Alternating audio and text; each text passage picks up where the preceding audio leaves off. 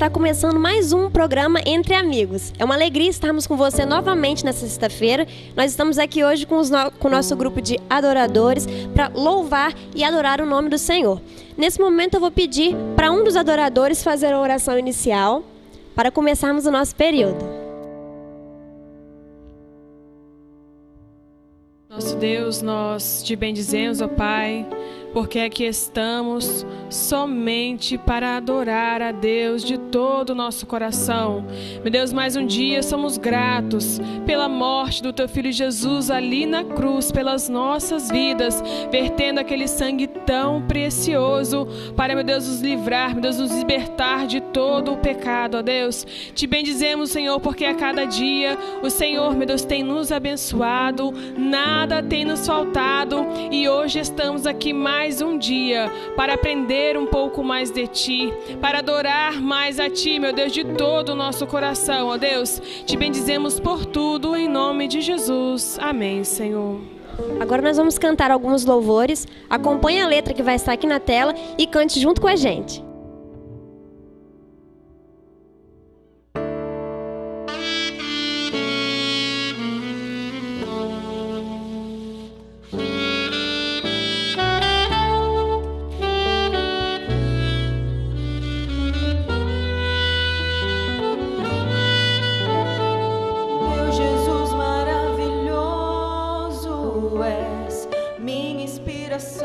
A prosseguir, e mesmo quando tudo não vai bem, eu continuo olhando para Ti, pois sei que Tu tens o melhor para mim. Há um segredo no Teu coração, ó, dá-me forças para continuar, guardando a promessa em oração. Deus,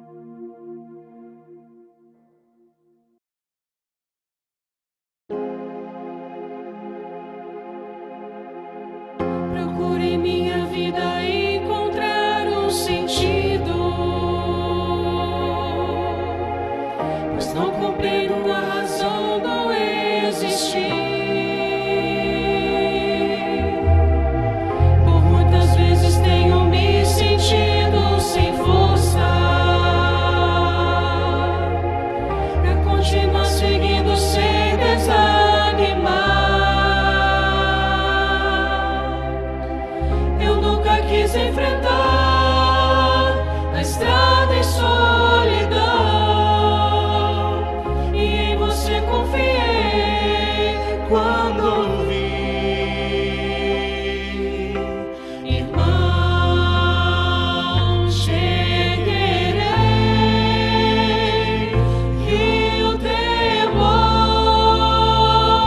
passará. Dá-me a mão, vamos orar e assim descansar no lugar onde Deus dará força pra lutar. Quando eu cair, tu me erguerás. Eu sei que às vezes tu também te sente sozinho, pois é difícil caminhar sem ter alguém pra dividir as provas que enfrentamos na vida e levantar disposto pra recomeçar. Se for preciso enfrentar perigos e temor, vamos em Deus confiar e orar. Irmão, chegarei e o temor passará. Dá-me a mão, vamos orar e assim descansar no lugar onde Deus dará força pra lutar. Quando eu cair, tu me erguerás. Vamos juntos orar e assim descansar no lugar onde Deus dará forças pra lutar. Quando eu cair, tu me erguerás.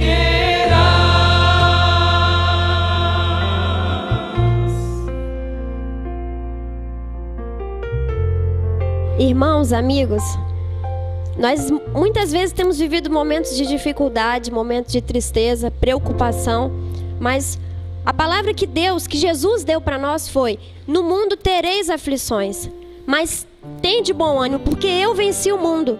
E nós sabemos que o Senhor está conosco em todos os momentos. Por mais que nós estejamos tristes, que nós estejamos cansados, que estejamos preocupados com as situações da vida, nós temos um ao outro. Nós estamos todos unidos em um corpo, o corpo de Cristo. Somos nós, a igreja. Você que está aí na sua casa, nós que estamos aqui reunidos, nós somos o corpo de Cristo e nós estamos todos juntos sempre para apoiarmos uns aos outros, seja em relação a emoção, seja em relação à vida financeira, seja em relação à vida espiritual. Nós estamos todos juntos sempre para apoiar uns aos outros, porque é isso que o Senhor nos ensina, é isso que Jesus deixou de lição para nós. Este é o verdadeiro evangelho que nós aprendemos com Jesus. Vamos cantar mais um louvor?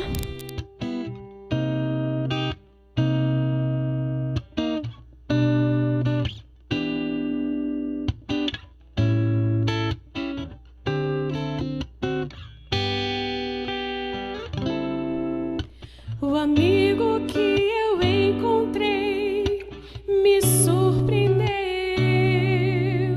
quando todos me deixaram. Ele me acolheu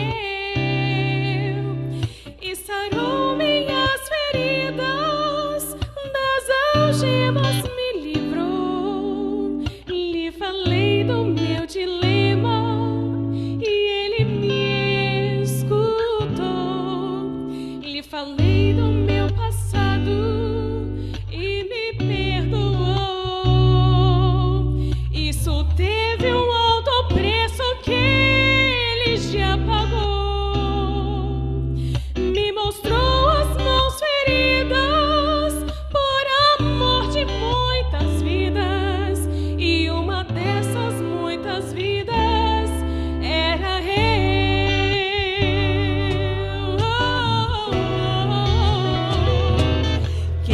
neste mundo amor tão grande pode ter, de entregar a própria vida sem temer.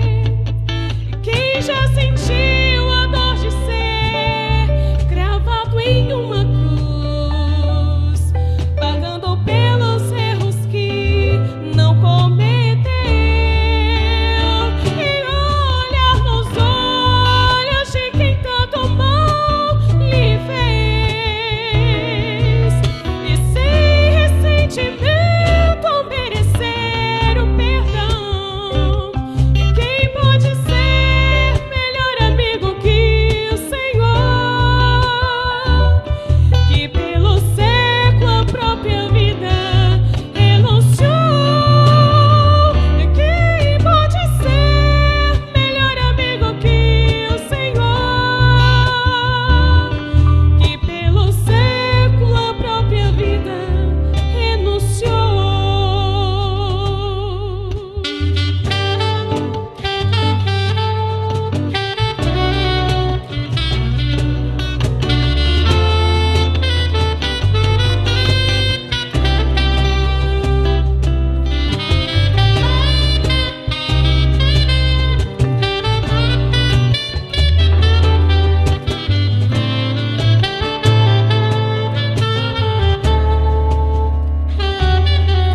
Lhe falei do meu passado e me perdoou.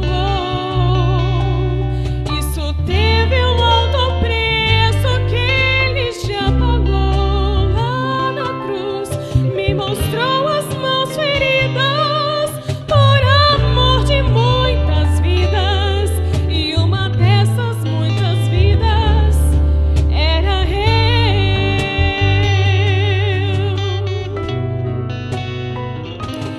Quem neste mundo amor tão grande pode ter, de entregar a própria vida sem temer? Quem já sentiu a dor de ser cravado em uma cruz, pagando pelos erros que não cometeu, e olhar nos olhos de quem tanto mal lhe fez, e sem ressentimento merecer o perdão? Quem pode ser melhor amigo que o Senhor, que pelo século a própria vida renunciou? Quem pode ser melhor amigo que o Senhor,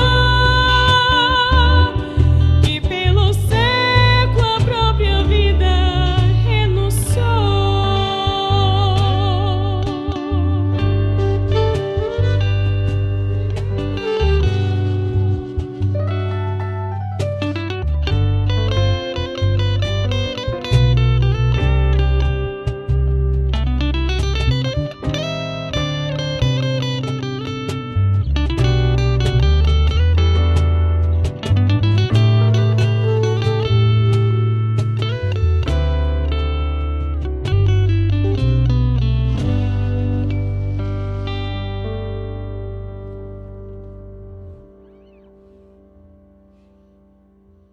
Muito bem, estamos muito felizes porque você está de novo conosco neste culto, né? Uma live, um culto, onde, sinceramente, pastor Maurício, hoje, de uma forma muito especial, me emocionei com esses louvores. Aí a lembrança, não é verdade? É verdade. E quando a gente canta sobre esse amigo, né? Você cantou conosco aí, ouviu a letra desse hino.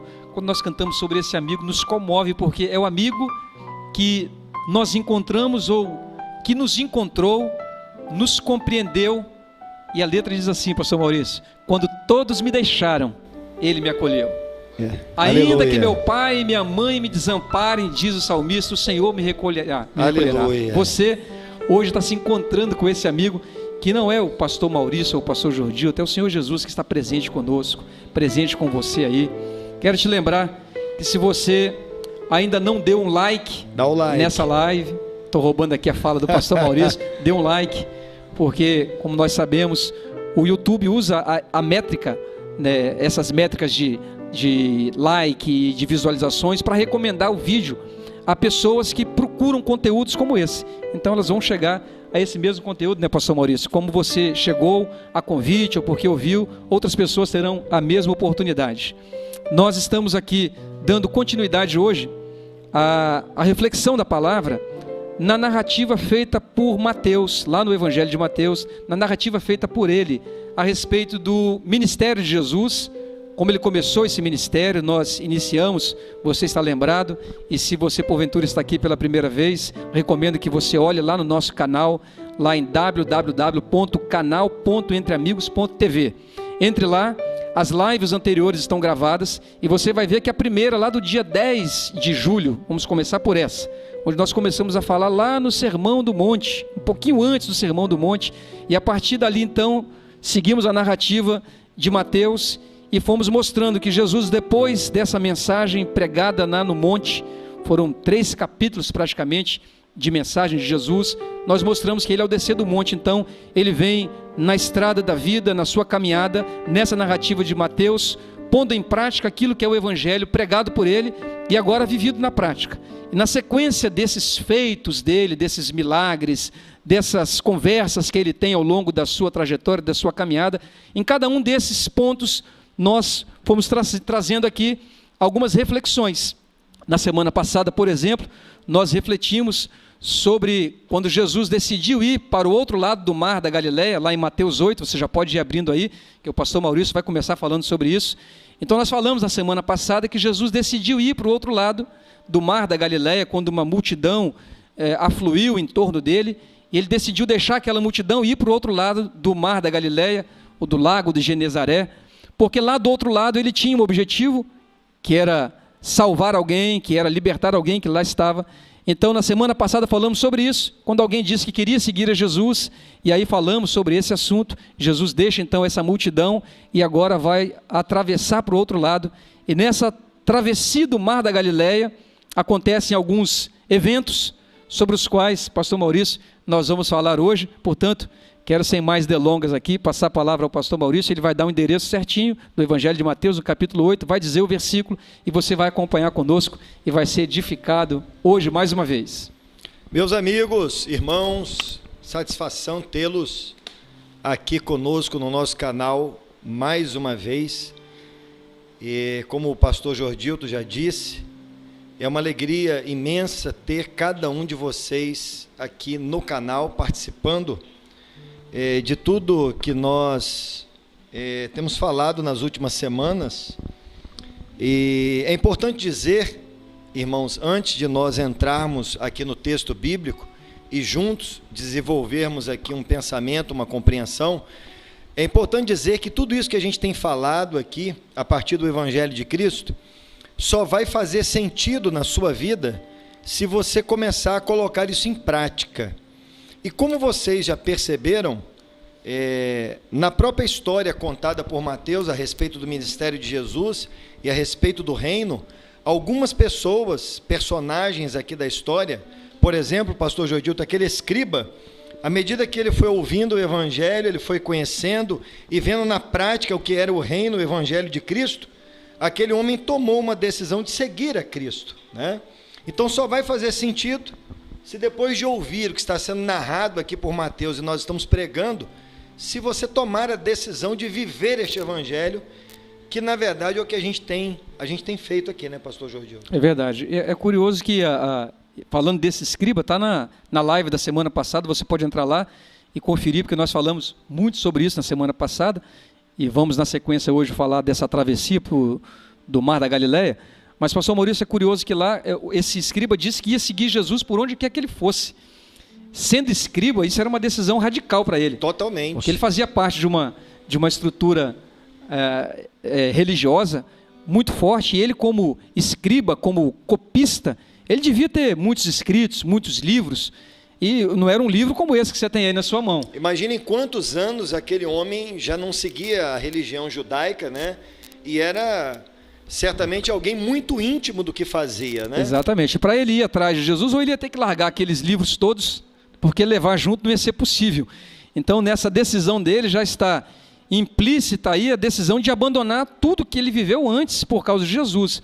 Mas com uma coisa muito importante que nós vamos ver aqui hoje, inclusive, é que a decisão de deixar tudo e seguir a Jesus não era só para atravessar do outro lado. Eu não sei se era só isso que ele estava pensando. Uma travessia de 11 quilômetros, sei lá, 12 quilômetros, que é esse mar da Galileia. Não era só isso, sair de onde estava e ir para o outro lado. Seguir a Jesus é muito além disso, que nós vamos continuar, inclusive, falando sobre isso hoje um pouquinho aqui, né, pastor? Perfeitamente. Então, raciocine a respeito disso aí e comece, então, a colocar estas coisas em práticas ao nível de que, se existe aí na sua vida ou na sua religião, seja lá onde for, em qual setor da sua vida que for, se tem alguma coisa que não está de acordo com o Evangelho, comece a se decidir pelo Evangelho.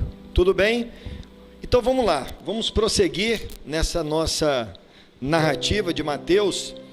E aquele dia a que se refere o momento do texto que a gente está lendo foi um dia muito atarefado por Jesus, né? Ele começa na sinagoga, encontra lá com os fariseus na sinagoga, liberta aquele homem endemoniado, ele prega a respeito do reino, sai da sinagoga.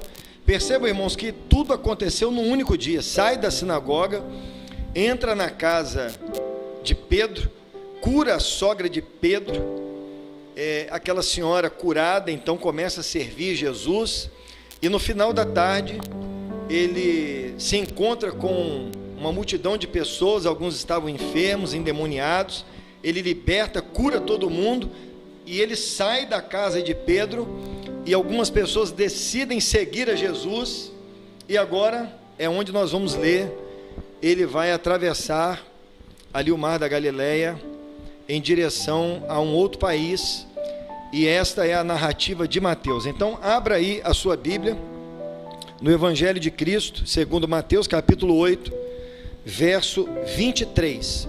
Eu vou ler todos os versículos, porque aí depois a gente fica à vontade para comentar, a gente vai desenvolvendo esse comentário, e eu espero que você esteja bem atento, porque esta narrativa de Mateus, neste momento, ela vai surpreender você em alguns aspectos, e que vai ser muito importante para a sua caminhada e para a sua vida no Evangelho. Então, versículo 23, eu vou fazer a leitura, e você me acompanha e diz assim: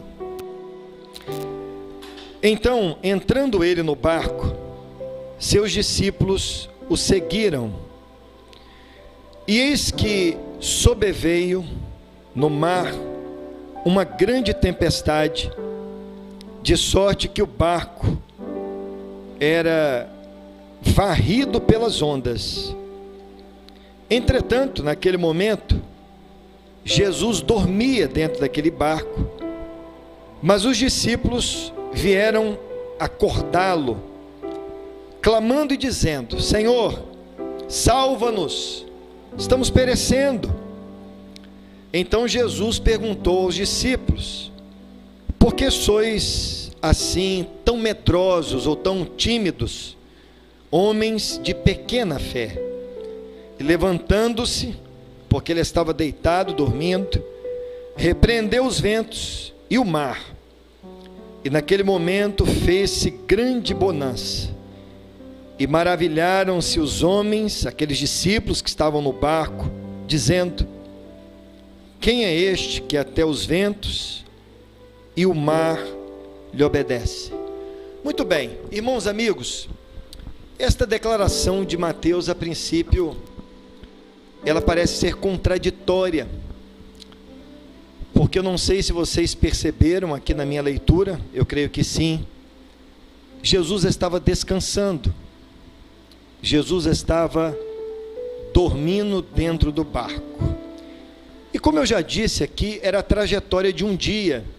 Aquele momento em que eles estavam dentro do barco era o final do dia, e possivelmente todos aqueles homens que eram discípulos, que estavam dentro do barco com Cristo, certamente eles estavam passando o dia com Cristo, certamente eles estavam lá na sinagoga ou perto da sinagoga, estavam também na casa de Pedro e, inclusive, haviam participado daquele diálogo, daquela conversa do escriba com Cristo Jesus. E foi ali mesmo, quando aquele escriba disse para o Senhor que seguiria a Jesus por onde quer que fosse. Vocês devem se lembrar que Cristo respondeu àquele homem dizendo: as raposas têm covis, as aves dos céus têm ninhos, mas o Filho do Homem não tem onde reclinar a cabeça. Mas poucos momentos depois daquele episódio, ou logo depois daquele episódio, Jesus estava agora dentro do barco, descansando. Ele havia reclinado a cabeça e estava dormindo. Mas há pouco tempo atrás, ele havia dito que o Filho do Homem não teria aonde reclinar a cabeça. E como os discípulos estavam espantados, assustados, porque a narrativa de Mateus nos declara dizendo que sobreveio do mar ondas e vento, é natural e acreditamos que aquela reação do tempo foi algo súbito, inesperado, foi algo que aconteceu sem que eles estivessem programado aquilo, e por isso eles estavam assustados, apavorados, gritavam, e Jesus se levantou para dizer: por que é que vocês são tão medrosos, homens de pouca fé? É nesse momento, irmãos, que nós precisamos entender a mensagem de Cristo e o que de fato precisamos adotar na nossa vida.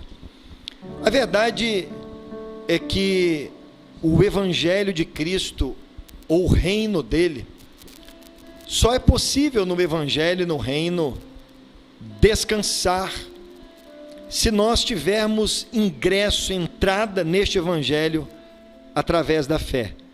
Portanto, Jesus estava descansando sim, porque a fé que estava no seu interior era uma fé que não estava ligada às circunstâncias.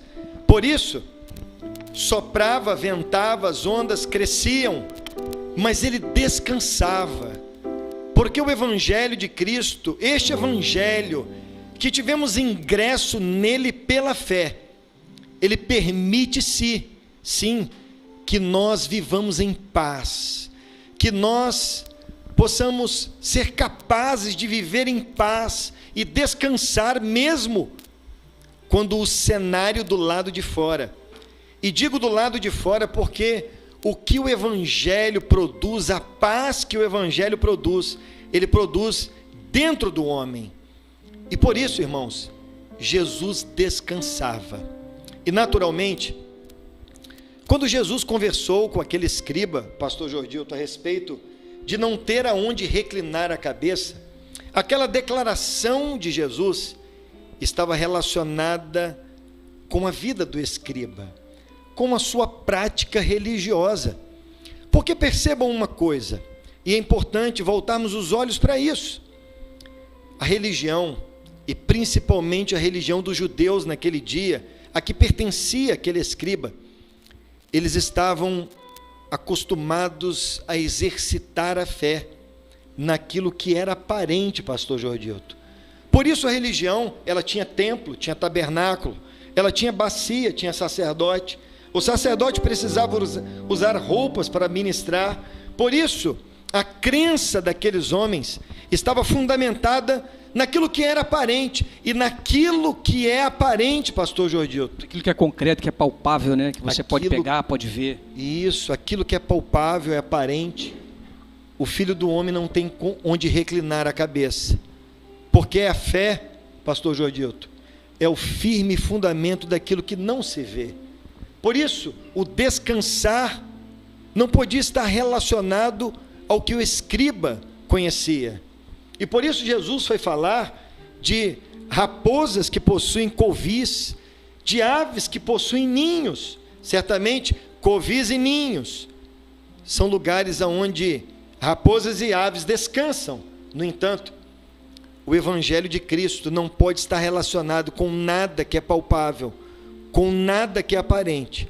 O único descanso que temos no Evangelho é o que é promovido pela fé.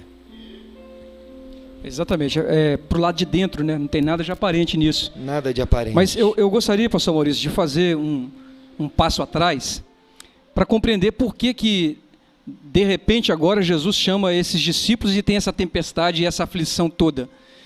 Observe que Jesus está fazendo sempre, e aí eu falo com o pastor Maurício, com os irmãos que estão aqui, com você que está nos ouvindo. Jesus ele está fazendo sempre uma separação, uma distinção da multidão de discípulos. Ele está sempre colocando os seus discípulos com os pés no chão, para entender de fato o que seja o Evangelho. Esses discípulos estavam desde o monte, do Sermão do Monte, ouvindo as palavras de Jesus. Eles acompanharam todos os milagres feitos até ali. Ele já tinha curado o leproso, tinha curado o servo do centurião de Cafarnaum, ele já tinha curado a sogra de Pedro, tinha curado enfermos que foram levados à casa de Pedro e libertado endemoniados. Então, por conta desses feitos de Jesus, que eram na verdade operações que traziam solução para mazelas sociais, físicas, terrenas, palpáveis, isso fez afluir uma grande multidão, porque eram em sua maioria miseráveis. Nós estamos falando de uma sociedade que era escrava, de uma sociedade que era subjugada, de pessoas que eram necessitadas em necessidades materiais e humanas de fato. Então era natural que as multidões estivessem ali para a solução desses problemas terrenos, porque Jesus acabou parecendo a eles uma grande solução de todos os seus problemas terrenos.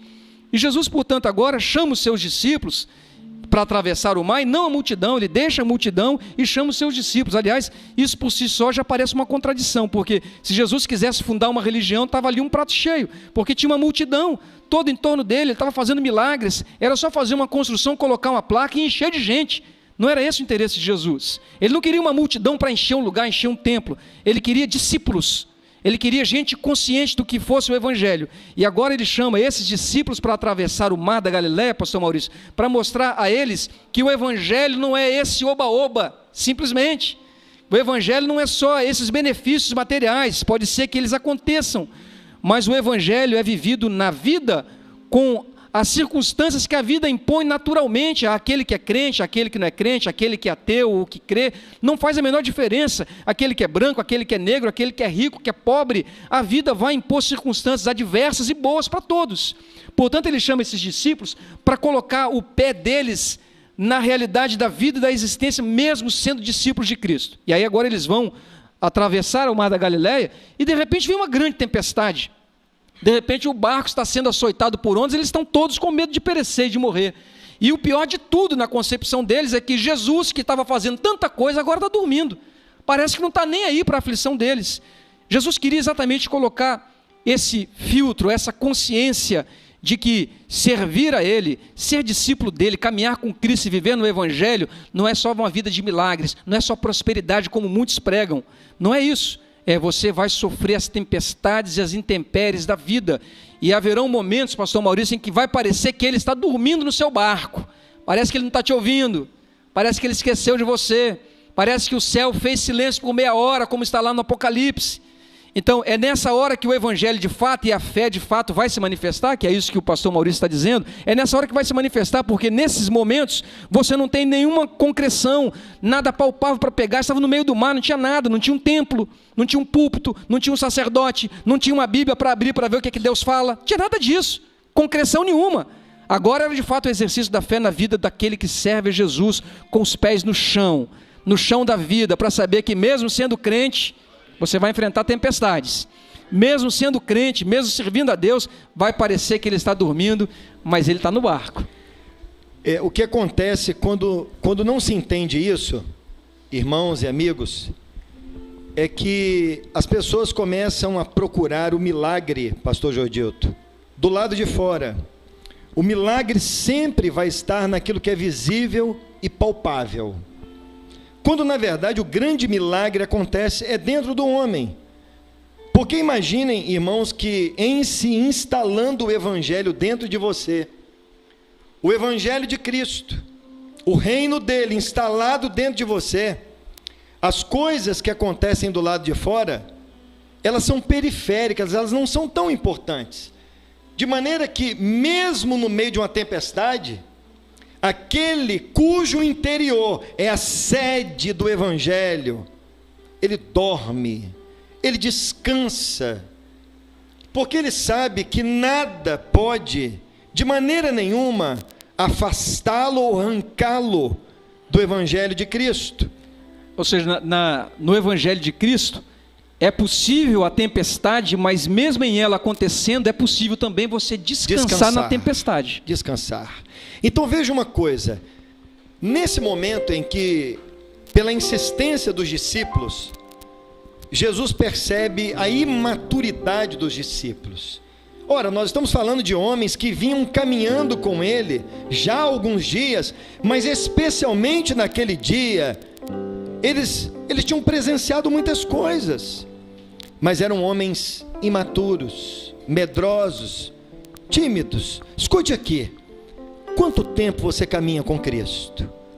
Quanto tempo, irmão, você está no Evangelho? Olhe para dentro de você agora, e eu te pergunto, o que é que está dentro do seu interior? Qual é o tipo de construção que está dentro de você? Quando estes acontecimentos súbitos, eles se levantam na sua vida, qual é o tipo de reação que você tem? Eu posso te garantir que o grande milagre do Evangelho está dentro do homem. É a transformação do homem, a segurança em Cristo Jesus. Por isso eram tímidos. A timidez ou o medo, a tradução do texto a gente vai encontrar em algumas versões a palavra medrosos. E a manifestação do medo, Jordilton, ela se dá quando no enfrentamento a alguma coisa você se sente inferior ao que vem contra você. Se sente impotente, né? Impotente, diminutivo. E percebam uma coisa, como que a religião daqueles dias, a religião judaica, como que aquele pessoal diminuía o que Deus tinha para fazer. O reino de Deus simplesmente se tornou algo muito diminutivo, inferior a tudo que se existia, e é exatamente isso que é o grande mal que a religião provoca nas pessoas. Elas se tornam medrosas e tímidas. Isso se dá porque ela precisa de elementos palpáveis para se apegar. A fé dele, na verdade, ela existe na concreção daquilo que está à volta. Como eu disse, ele tem que ter um templo, tem que ter um banco, tem que ter um culto. Ela precisa de um responsável espiritual, precisa de um líder, precisa de uma liderança, alguém para ligar, para se aconselhar, coisa do tipo. Ele fica dependente, a fé dele depende disso. Se ele não tiver nada disso, aí ele demonstra a fé que de fato ele tem. A coisa é tão extrema que em alguns casos a própria escritura se torna um talismã. De maneira que se diante de uma questão extrema o sujeito não tiver com a Bíblia na mão, ele não faz nada. Não faz nada. E é interessante. Ele não toma uma decisão, ele não entra para resolver uma questão, porque a Escritura se tornou um talismã. Ele fica um crente inseguro, né? Inseguro. Eu observo, pastor Maurício e amigos que estão ouvindo, irmãos, que a verdadeira fé que está dentro de você, ela se manifesta quando você está no meio do mar sozinho, açoitado pela tempestade e pelas ondas. É aí que a fé verdadeira se manifesta. E quando você está vendo milagre e tal, você pensa que tem fé. Mas a fé verdadeira, a fé que de fato está dentro de você, real, é quando você está no meio do mar sozinho. Porque aí se você tem a fé verdadeira, você descansa.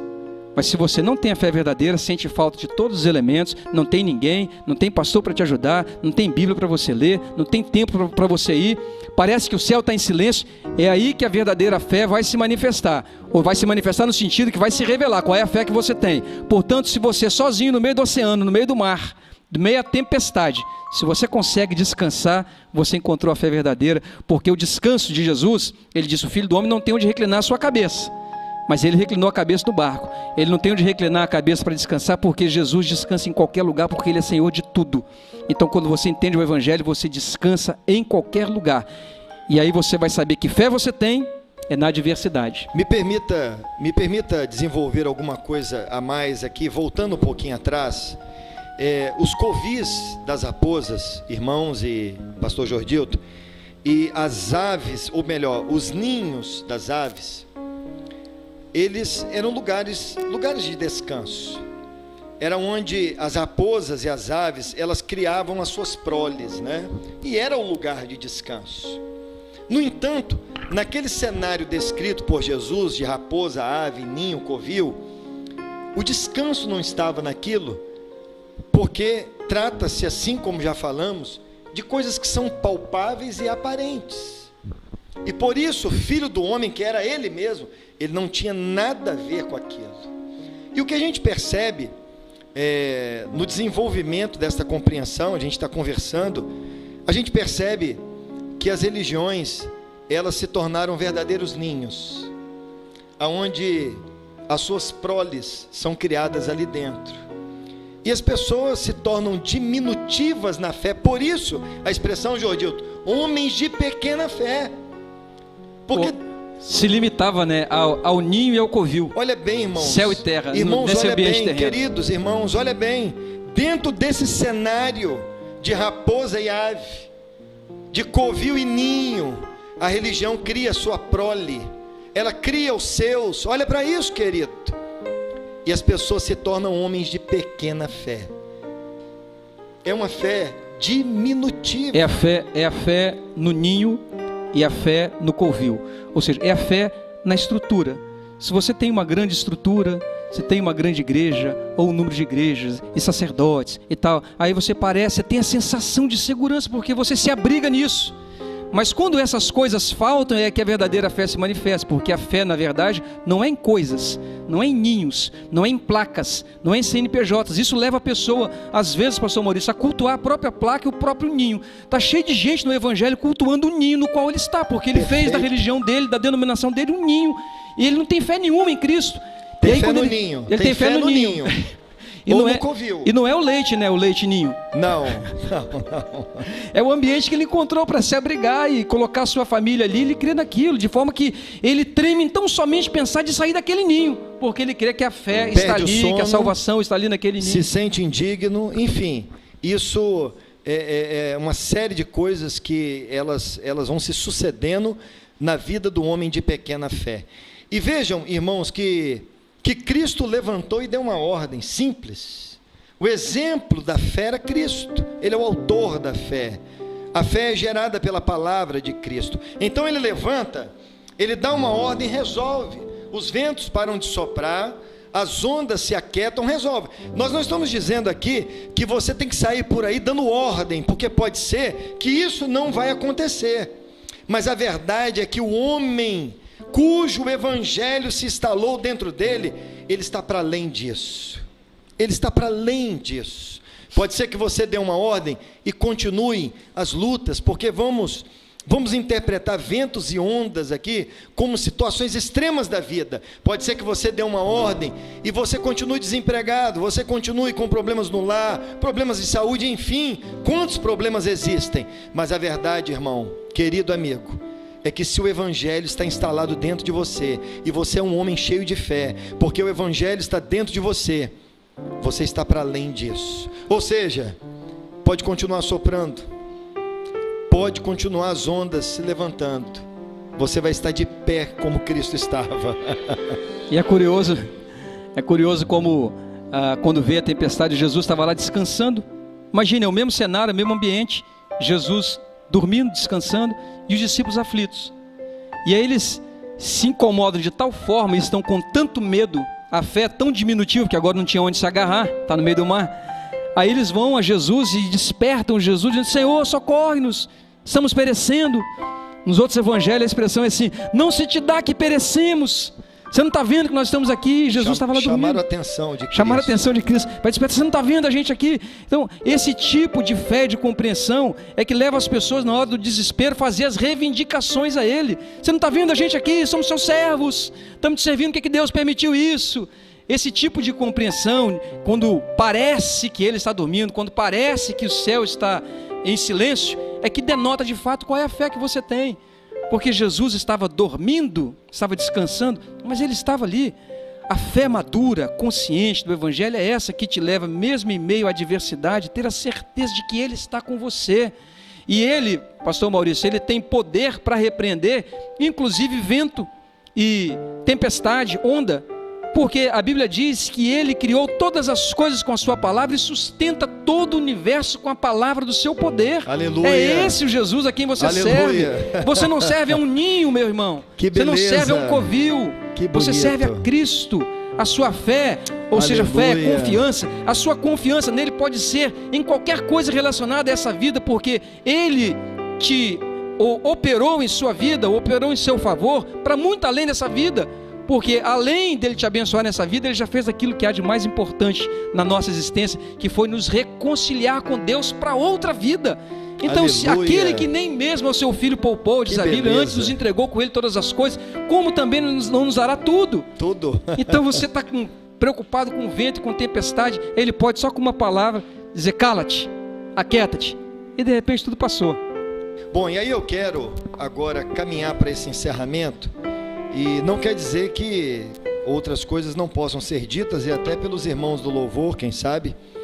Mas vejam que quando Jesus ele fez com que os ventos e o mar lhe obedecessem, porque certamente eles o conheciam, né?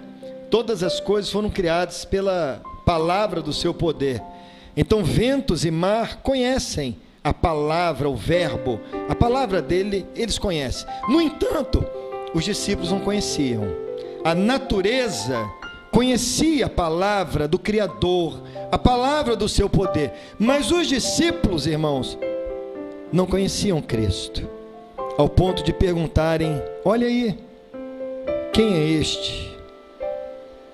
Quem é este que com a sua voz, ventos e o mar lhe obedecem? Quem é este? E sabe de uma coisa, pastor Jordilton? A gente percebe que dentre alguns males que são provocados pela religião, o principal, na minha opinião, tá? Modesta opinião, é subtrair ao homem o verdadeiro conhecimento de quem é Cristo. Na maioria das vezes, conhecer a Cristo se torna uma coisa subjetiva, né? Por exemplo, a respeito desse descansar que estamos pregando aqui no covil e no ninho, a coisa é tão subjetiva que às vezes quando você pergunta assim: não, mas o que foi que pregaram nesse culto? Ou o que foi que quiseram dizer neste culto? Alguém pode dizer: não, eu acho que é sobre Cristo, eu suponho que seja sobre Cristo.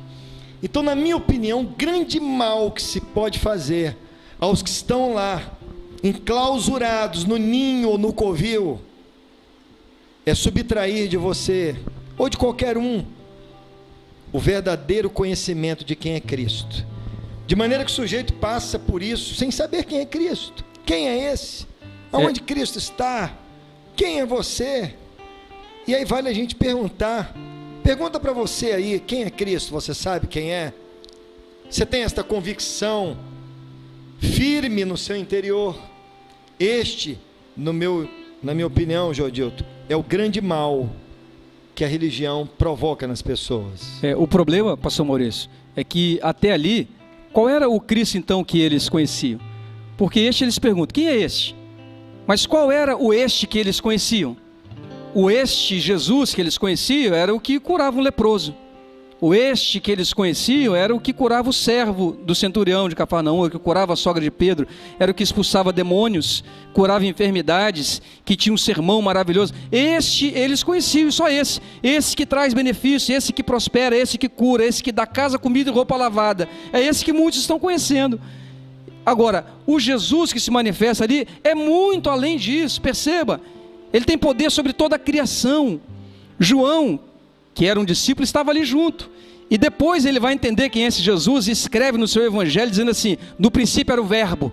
Aí ele vai entender quem de fato era Jesus. O verbo estava com Deus e o verbo era Deus.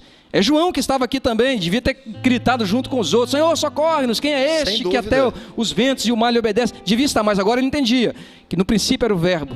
João escrevendo: e o verbo estava com Deus, e o verbo era Deus, e o verbo se fez carne e habitou entre nós, nele estava a vida. Aleluia. E ele diz assim: ele sustenta todas as coisas com a palavra do seu poder, sem ele nada do que foi feito se fez.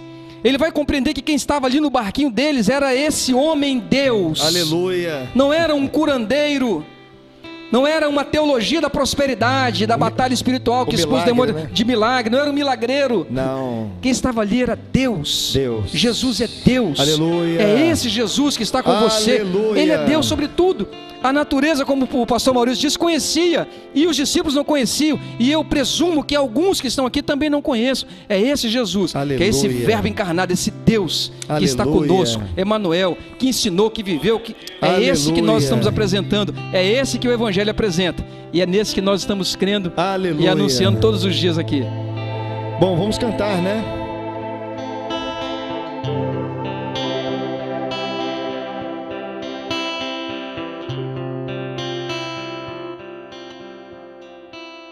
Às vezes parece que ser um cristão não é fácil em meio à escuridão. Ainda mais se eu pensar que não é minha luz, mas a união com Deus que o brilho produz.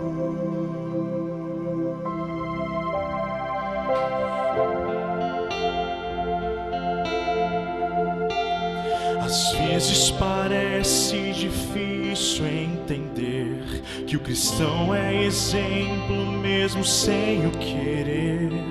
E por isso mesmo eu preciso orar para que Deus me ilumine e assim eu possa brilhar.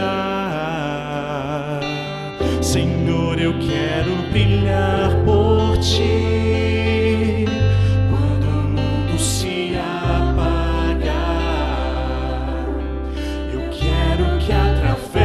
Da minha vida, alguém possa Te enxergar, fazer com que mesmo sem palavras eu fale do Teu amor.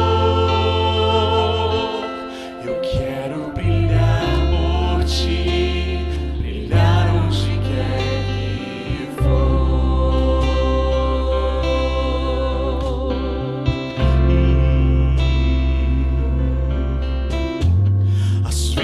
Eu temo que vou fracassar, pois eu sei que errei e continuo a errar. Mas se a minha luz parece extinguir-se, meu Deus, me dá força pra prosseguir.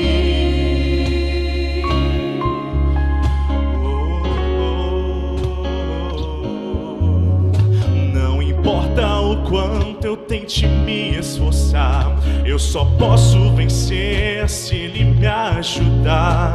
E é quando percebo meu esforço é vão, e o que devo fazer é segurar Sua mão. Senhor, eu quero brilhar por Ti quando o mundo se apagar. Eu quero que através da minha vida alguém possa Te enxergar, fazer com que mesmo sem palavras eu fale do Teu amor. Eu quero brilhar por Ti, brilhar onde quer que for. E quando minha luz parece vacilar, é só me unir àquela luz que a todas faz brilhar. Senhor, eu quero brilhar por Ti quando o mundo se apagar. Eu quero que através da minha vida alguém possa Te enxergar, fazer com que mesmo sem palavras eu fale do Teu amor. Eu quero brilhar por Ti, brilhar onde quer que for. Eu quero brilhar por Ti, brilhar onde quer que for. Aleluia. Eu quero brilhar por ti. Aleluia. Eu quero brilhar. Aleluia. Aleluia. Aleluia. Glória a Deus. Aleluia. Bom, nós estamos chegando ao findar de mais este programa. E hoje nós vamos encerrar trazendo para vocês uma notícia muito esperada por todo mundo, né? Não apenas por nós que estamos aqui com as mãos neste trabalho, né? Os músicos, os cantores, os irmãos que estão aqui no back-office atrás, que estão editando, que estão ajustando. Tem uma turma grande ali atrás. Eles não estão querendo que a gente mostre, mas tem uma turma grande ali cuidando de tudo.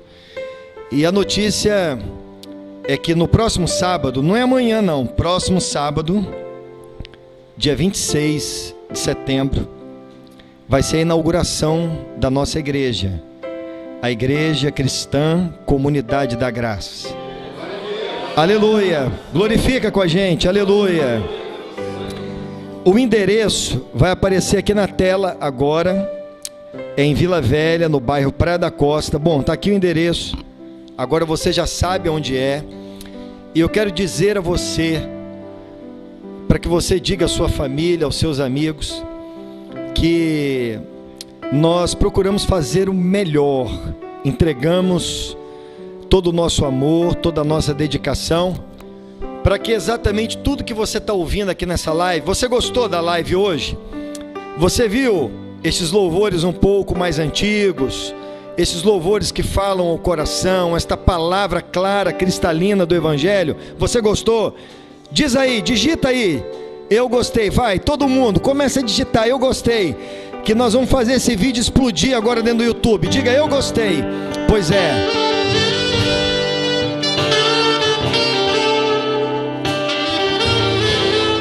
Glorifica.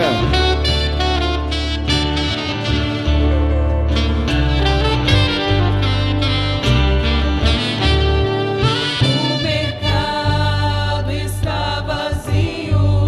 Esse você conhece, então canta, se conhece. Eu sei que os mais antigos conhecem. Está no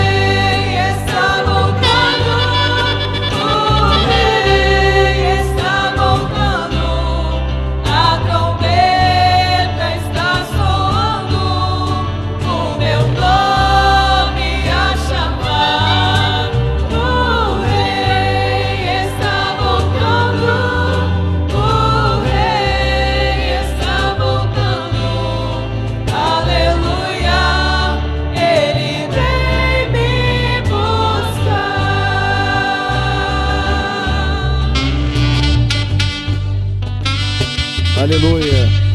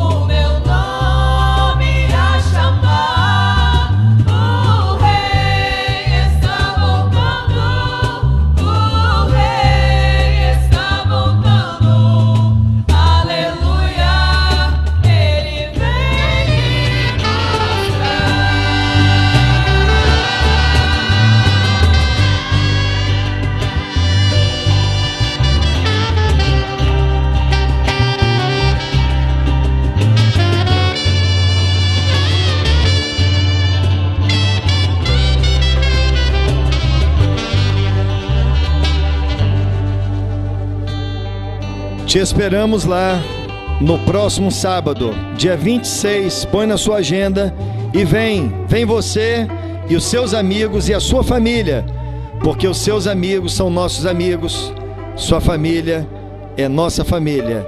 Deus te abençoe. Um abraço. Irmão.